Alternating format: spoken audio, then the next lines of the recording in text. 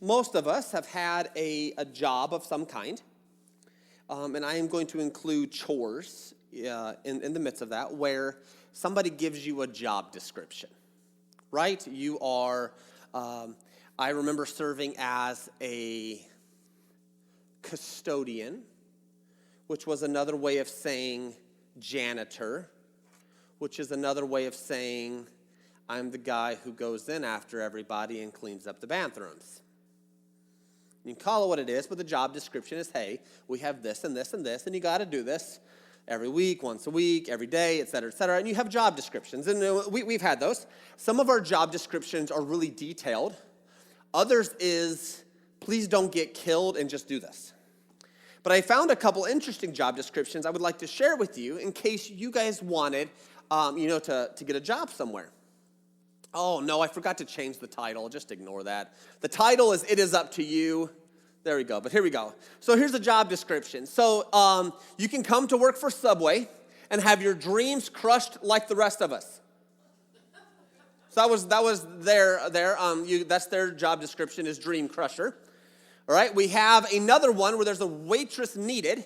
You must be 18 years old with 20 years of experience. We just don't know, okay? So, and you've had those job descriptions where it's an entry-level position with 5 years of schooling required and 3 years of, work, and you're like, that's impossible, but okay. Oh, another one, this is a big one, okay? This is definitely open. There's a surgeon wanted, and it's for a new health clinic that's opening in the area. No experience needed, and you must have your own tools. Exactly, see? So you guys need some employment, you guys got something there. And then this last one is this one. Okay, I'm pretty sure we can all accomplish this one, but that's someone to grind or chew hay for a horse with bad teeth. So if you guys are open to chewing hay, you guys can call that individual and get employment there. Some fascinating job descriptions that we have. Well. Yeah. Already been chewed. Hey, all right. Well, hey, so we are in 2 Timothy chapter 4 today. And here in verse 5, we'll just sort of jump in the middle and we'll cover. But here in verse 5, Paul says this to Timothy.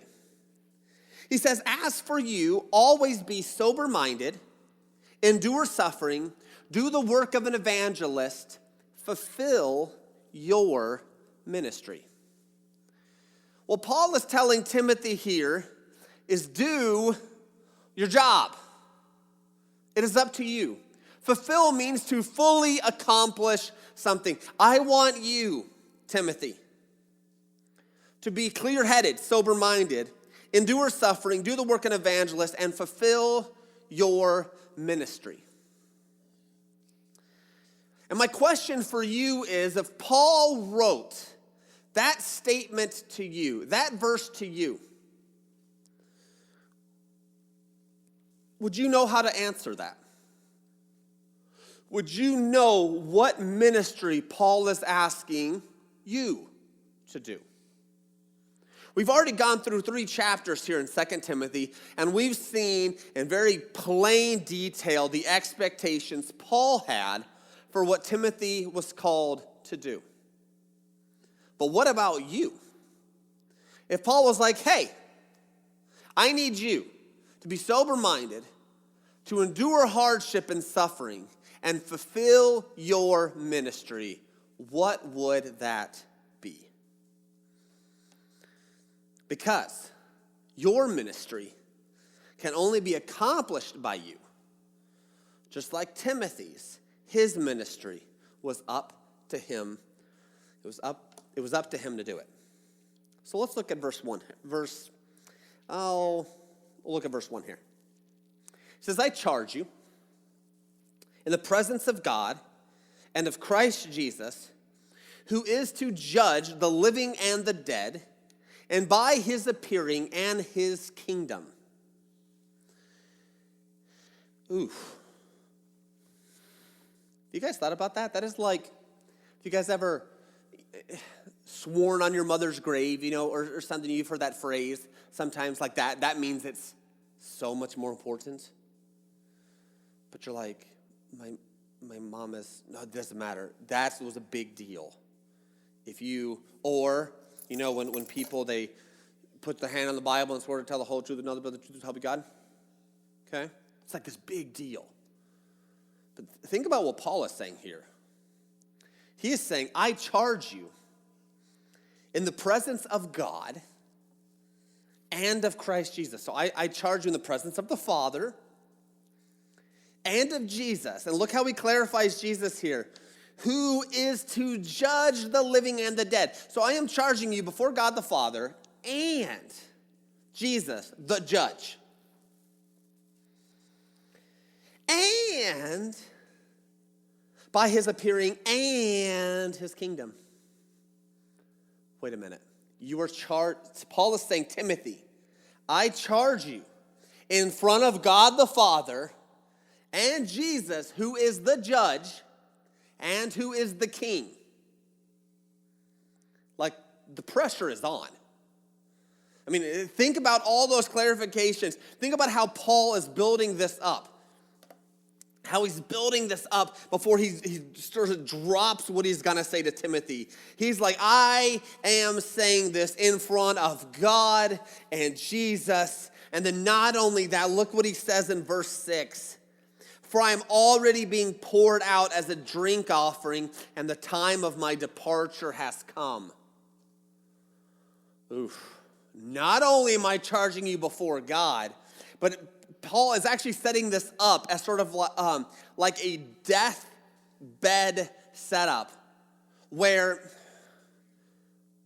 okay, you know how Star Wars Episode 1, Qui-Gon Jinn got, spoiler alert, stabbed by Darth Maul. He's dying. He tells Obi-Wan, I need to train the boy. Dies. And so Obi-Wan goes and trains Anakin Skywalker and creates Darth Vader. I'm sorry if you haven't seen it. Okay? But it's like this, you can't let the person down during a statement like this. And Paul has set this up. I'm charging you in front of the Father and Jesus, who is the judge and the king. And since I am going to die soon. No pressure. Now, I'm going to do another illustration for you. Devin, I need you to come up here. I was gonna stab him like Darth Maul did a Qui-Gon, but I didn't think that would be appropriate. Devin, he is one of the most hardest, most reliable workers I have ever met in my entire life. In fact, he is so dedicated and so caring that he once hiked both ways in the snow barefoot to rescue a stranded cat from a tree. Who's your cat? Whatever. Now, no pressure, Devin. I've now told everyone here that you are the hardest, most reliable worker I have ever met. And so if you do this job and you are not the hardest and most reliable worker, you are not only letting me down, you're letting all of them down. No pressure. Thank you. So if somebody says that about you, what are you going to feel here? Pressure. Timothy's like, whoa, Paul, before God and Jesus, judge and king, you're busting out both of those titles, and you're telling me that you're about to die? Let's just end the letter of 2 Timothy right here. He is building this up. And so what does he say here? Well, he's going to drive home this. Now that he's sort of set this up, look what he says in verse 2. He tells them to preach the word. Be ready in season and out of season. Reprove, rebuke, and exhort with complete patience and teaching. For the time is coming when people will not endure sound teaching, but having itching ears, they will accumulate for themselves teachers to suit their own passions. and will turn away from listening to the truth and wander off into myths. As for you, always be sober-minded, endure suffering, do the work of an evangelist, fulfill your ministry. The only way I could figure out how to describe this is you do you. Timothy, you do what you are supposed to do. He says, preach the word. He says, be ready in season and out of season. It's a lot easier to speak and to sound intelligent when you've had a little bit of time to prepare. You can talk to a Leslie. I sound much smarter up here than I do in person, one-on-one contact. Because you have to be ready in season, which is like this. You have to be ready out of season to preach the word, which means you have to be so familiar with the word that you are able to preach it, share it, talk about it, teach it, even when you're not ready. Good luck, Timothy. That's your job here. But we're not done yet. Because part of this preaching ministry, he uses 4 words: reprove, rebuke, reprove, rebuke, and exhort. Reprove is like this. It is a gentle correction. It is like oops, you're about to run into that. I'll just sidetrack you here. I'll just give you a little nudge. You go. Rebuking is a harsher correction. It's not you're on the right track. We'll just nudge you over a little bit, get you pointed. It's more like the clothesline. You want them to completely stop. It is, hey, you can't keep going this way. There's danger over here. So it's more of a severe, you've got to stop. So one is sort of redirecting, and one is just full stop. And then the last one here is exhorting, and this is encouraging, challenging. It's saying, hey, it's almost functioning like a cheerleader. Keep doing it. Keep it up. You got this. Yep, just a little bit further. You have this. And that is Timothy's responsibility to his church, is to reprove, to rebuke, and to exhort. But then Paul has to add these other words: with complete patience and teaching.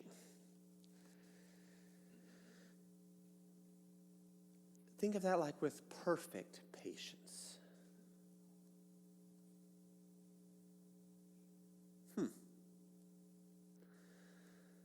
See, it's really easy to walk up and share your wisdom for a second and then go about your merry way. But when you actually have to be patient, that means you have to keep doing it calmly, gently. You cannot murder them when they refuse to do what you would like them to do. You just got to hang out with them. You got to be perfectly patient, perfectly teaching. No pressure, Timothy. No pressure. But he's not done, because why this is important is here in verses 3 and 4, he sort of creates why this sort of ministry is, and I think really why patience and perfect teaching, this sort of teaching steady, just sort of like day by day ministry is so important. And it says, for the time is coming when people will not endure sound teaching. And as a pastor, I live in a day and time where, in one sense, I am completely accessible every hour of the day. I mean, in theory, you guys could call, email, Facebook, drive to my house at any moment that you want to, okay? A little bit different back then, but they could still drop by. But I say this in that we have the internet, which has its huge share of problems and how it's made our lives a little more complicated, I think. But then at the same time, I think it really helps from a pastor and a ministry perspective, because we're also able to help now, not just once a week or every, you know what I mean, like every few days. Now if someone has an issue, they can just use that internet and contact and say, hey, what do you think about this? So it's like a fun challenge. You know, there's like hardship there, and it's also fun because what we've got to consider, it's not just now, because I've heard it, well, itchy ears. People, they got itchy ears. Nowadays, people's ears are so itchy. It's been going on since Paul wrote it, about 2,000 years, okay? People have constantly been drawn to someone who will scratch that itch that they think is really, really important, whatever it is. We've been doing it the whole time. And that is why that's why Paul tells Timothy, your ministry is not necessarily to scratch itches. Your ministry is a steady, deliberate, patient approach where you are helping people, you're structuring their worldview and their framework. You're immovable. You are just taking the step and trying to lead and trying to change people. This is your job description, Timothy. Because people want people that suit their own passions. They want that. And they will turn away from listening to the truth and wander off into myths. And that's why in this backdrop, here's what he says in 5. That's why, Timothy, I need you to be sober-minded. I need you to be deliberate. I need you to be controlled, not reacting to and fro, but to be focused. I need you to endure suffering, because if you're the focus, when people are going to want you to react with them, and they will get mad at you, and you might suffer because you're not doing things the way everybody else thinks you should be doing things, because that happens to be the passion that they are following right now. Then I need you to do the work of an evangelist. And I've heard this verse, like, well, Timothy was probably scared and he didn't like to share the gospel. I think that is completely bogus. I think if the fact that Timothy is actually encouraged not to argue as much as he did, like what Leslie shared with us in 2 Timothy 2? Yeah, 2, right? Did you preach on 2? That's it. Yes. I don't think Timothy had any problem discussing his faith. There's a reason why Paul left him in Ephesus. But this is a reminder, hey, you got to be sober-minded. You have to keep doing the work of an evangelist. And above all, you have to fulfill what God has called you to do. I need you, Timothy, to fulfill it, to accomplish it. I might have shared this story before, but I had a job painting the lines at a high school football stadium. And my boss taught me that, when I got all the paint in, I was supposed to use the paint sprayer and look towards the other end. And I was supposed to walk in a straight line. I learned some things that day, those few weeks. Walking in a straight line is pretty hard. Walking in a straight line with a sprayer is really hard. And also, as a boss, if you don't go and check your person's work sometimes, then on TV, you will see the worst crooked lines in the history of football, painted by me. I learned a couple things, and why I bring this up is he was trying to teach me, hey, if you don't look down, but if you actually look forward to something, you're more likely to get there. Mine wasn't the straightest. I learned some things. I learned that I probably couldn't, I don't know, I'm not going to get into that. But when I looked straight down, the line was definitely not even close to being straight. When I looked up, the line gets straighter. And what Paul is trying to do with Timothy is he's trying to set this goal out there, the job description that he is supposed to accomplish. He's like, I need you to this and this. He's literally creating things. So as Timothy looks up, and as he tries to walk towards it, he can see, okay, I wasn't sober-minded here. I was not as patient as I should have been here. Oh, I didn't do this. Because we can start seeing that when we look up. When we're not looking at our feet anymore, when we have the big picture in our mind, it helps us to walk in that direction. But he ends here in verses 6 through 8, where he says, "For I am already being poured out as a drink offering, and the time of my departure has come. I have fought the good fight. I have finished the race. I have kept the faith. Henceforth, there is laid up for me the crown of righteousness, which the Lord, the righteous judge, will award to me on that day. And not only to me, but also to all who have loved his appearing." For many of us who've been in church for a while, you might have heard us study on these crowns that are mentioned periodically in the New Testament, which are descriptions of awards that God will give those who faithfully, serve him here on earth. And this is one of those, which is this one, which he sort of explains as to all who have loved his appearing. And if we think about that, if he's just spent already the first eight verses, describing this mentality of Timothy to fulfill his ministry, what that means is that those who get rewarded for faithful service are ones who faithfully fulfill their ministry. It is not towards those who sit down and just can't wait for Jesus to come, but do nothing about it. It's not just, well, I really want him to come, so therefore I get a crown. No, people who long for the appearing of Jesus do their ministry. They serve. They love. They perform and do what God has called them to do. And so what Paul has said is, the time is coming. The time's coming when I'm not going to be here, Timothy. I won't be able to exhort you and encourage you to keep going anymore. And I think it's sort of, I can't imagine that Paul being where he is, writing this letter to one of his most faithful disciples, and he's saying this, and he uses these three pictures here where he says, I am being poured out as a drink offering.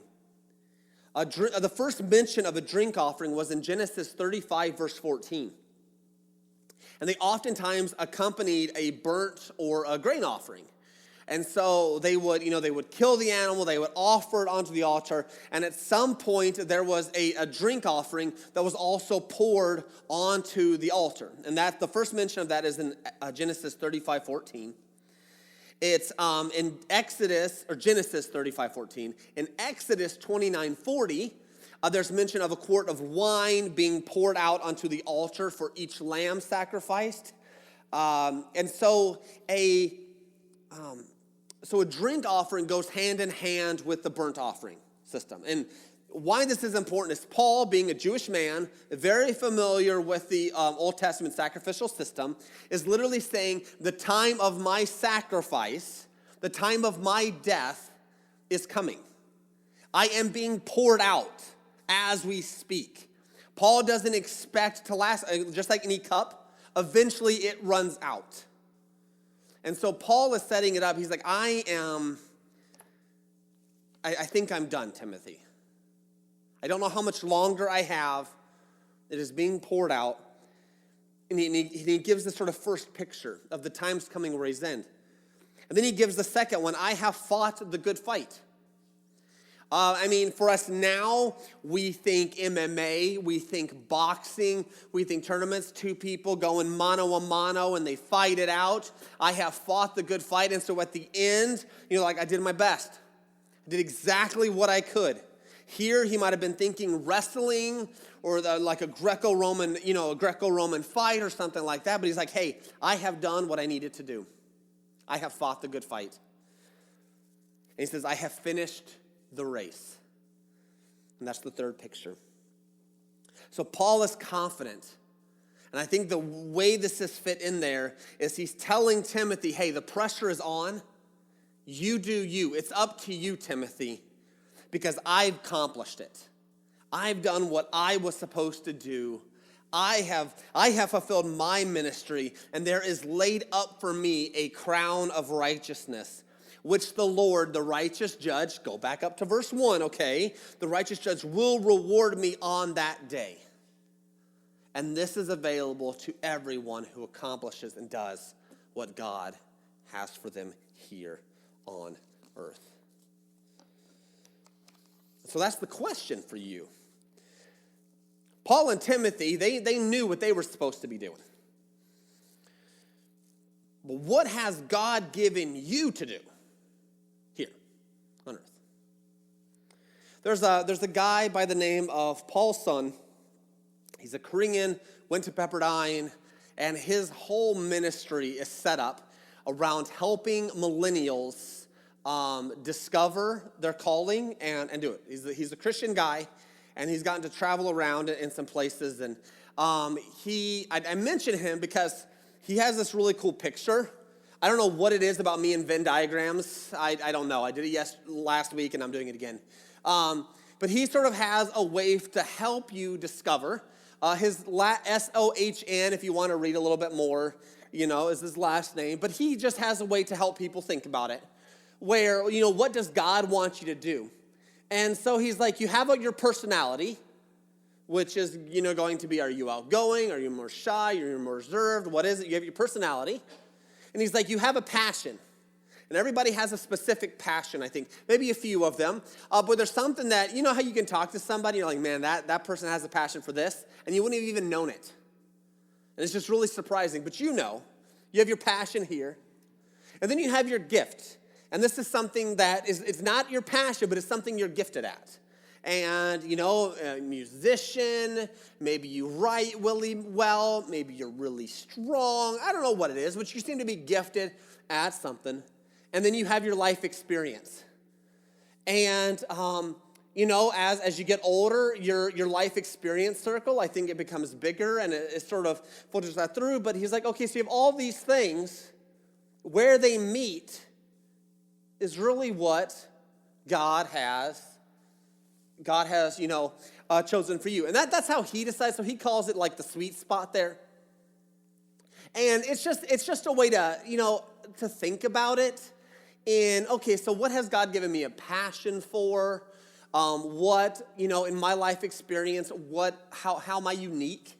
How is this, there? What do I seem to be gifted at? What is my personality? And we can add other little circles in there, but this is just to get you to think like, hey, what does God want me to do?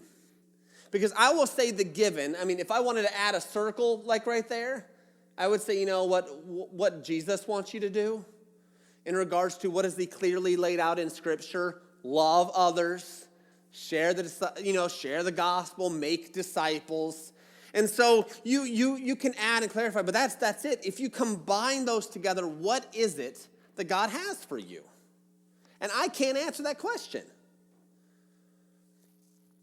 I mean, I was trying to think about this and trying to word it in a way.